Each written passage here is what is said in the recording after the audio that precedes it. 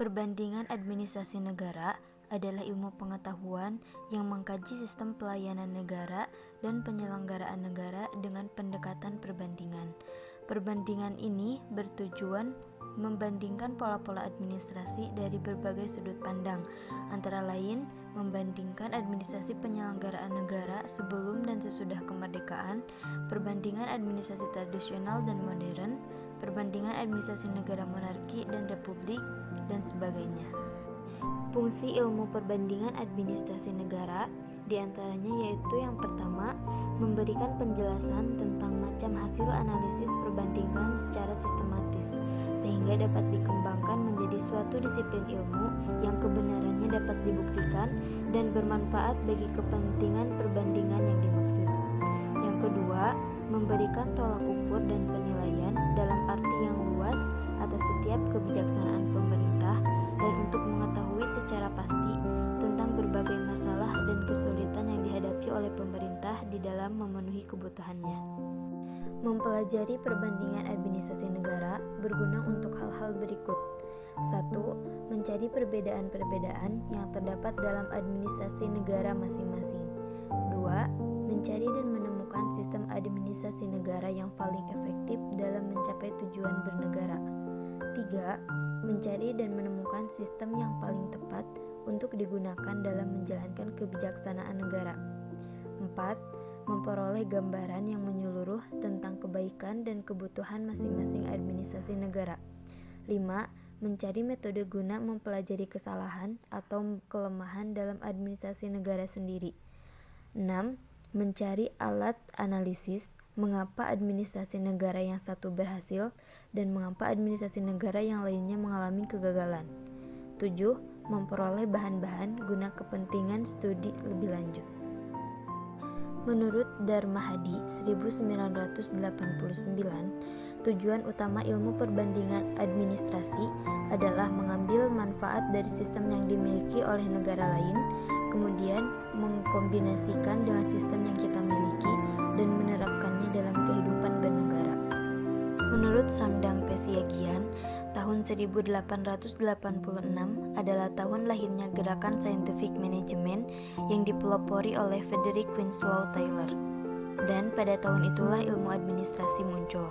Ilmu administrasi semakin hidup dan berkembang, dan puncaknya terjadi pada tahun 1920. Pada tahun 1920, menurut Roscoe C. Martin, administrasi negara berkembang menjadi studi yang sangat luas. Sementara menurut Bintoro Djoko Widodo, perkembangan ilmu administrasi diperkuat dengan terbitnya salah satu buku administrasi pertama yang ditulis pada tahun 1926 dan tahun 1927. Pemerintah menjalankan pemerintahan terdiri atas pemerintahan politik dan pemerintahan administratif. Menjalankan pemerintahan dalam arti terbatas dan politik, yaitu berarti 1. Membuat dan menetapkan peraturan-peraturan yang mempunyai kekuatan atau sifat undang-undang. Undang-undang adalah setiap peraturan atau ketentuan yang dirumuskan secara umum, abstrak, impersonal, dan imperatif. Artinya bersifat memaksa dan tidak dapat dilawan oleh siapapun. 2. Melaksanakan pembinaan terhadap masyarakat negara, yaitu melakukan penertiban, pemanggilan, pendidikan, penyuluhan, dan sebagainya tanpa pandang orang perorangan. 3. Menjalankan kepolisian, yaitu bertindak langsung terhadap setiap pelanggar undang-undang tanpa pandang bulu. 4. Melakukan peradilan, yaitu menyelesaikan persengketaan hukum atau membentuk badan peradilan untuk itu. Ciri-ciri administrasi negara menurut Toha 1997 adalah sebagai berikut. 1. Pelayanan yang diberikan bersifat lebih penting dibandingkan dengan pelayanan yang diberikan oleh organisasi-organisasi swasta. Urgensi pelayanan ini karena menyangkut kepentingan semua masyarakat dan kalau diserahkan atau ditangani oleh organisasi swasta tidak akan berjalan lancar. 2. Pelayanan yang diberikan oleh administrasi negara pada umumnya bersifat monopoli atau semi-monopoli. 3. Dalam memberikan pelayanan kepada masyarakat, administrasi negara dan administratornya bertindak berdasarkan undang-undang dan peraturan. 4. Pelayanan tidak dikendalikan oleh harga pasar, tetapi ditentukan oleh rasa pengabdian kepada masyarakat umum. Dan yang terakhir, usaha-usaha yang dilakukan oleh administrasi negara bergantung pada penilaian rakyat yang dilayani. Administrasi negara mempunyai 3 pengertian pokok, yaitu administrasi negara sebagai fungsi atau tugas pemerintah, administrasi negara sebagai aparat atau aparatur pemerintah, administrasi negara sebagai proses teknis pengerjaan. Administrasi negara sebagai fungsi atau tugas pemerintah merupakan salah satu di antara 5 tugas fungsi pemerintah, yaitu yang diantaranya 1.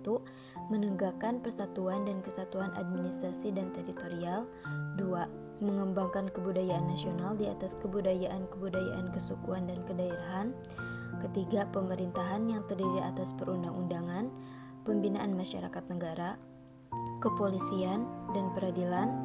Dan 4, administrasi negara. Dan yang terakhir, bisnis atau niaga. Ada 7 pendekatan yang dilakukan dalam perbandingan administrasi negara. Pendekatan filosofis. Pendekatan ini berusaha membandingkan sistem administrasi negara berdasarkan landasan filosofis dan ideologis yang dianut negara. Misalnya, Amerika dan Inggris menganut liberalisme. Pendekatan politis mengkaji administrasi negara yang menekankan fungsi-fungsi politik dalam bernegara. Fungsi politik yang dikaji meliputi proses pergantian kekuasaan, hubungan antar individu dan negara, hubungan antar kelompok, hubungan antar kelompok dan negara, dan lain-lain. Misalnya, Arab Saudi dan Inggris secara politis memiliki perbedaan dalam proses pergantian kekuasaan, meskipun sama-sama menganut sistem monarki. Arab Saudi menganut sistem monarki absolut, sementara Inggris menganut sistem monarki konstitusional. Pendekatan sistematik mengkaji seluruh komponen administrasi negara, meliputi proses penyelenggaraan negara, kerjasama dengan berbagai lembaga negara, dan mencapai tujuan bernegara, termasuk pembuatan kebijakan publik. Pendekatan administratif dan konstitusi merupakan pendekatan negara dengan menekankan kajian pada aspek administrasi yang terdiri atas mechanic of management, forecasting, planning, and organizing, dan dynamic of management, commanding, coordinating, and communicating. Pendekatan nomotesis dan ideografik. Pendekatan nomotesis adalah pendekatan yang hanya memperhatikan perumusan hukum dan preposisi ilmu. Pendekatan ideografik menekankan perhatian pada keadaan yang unik seperti pemerintahan tertentu, kasus tertentu, dan organisasi tertentu.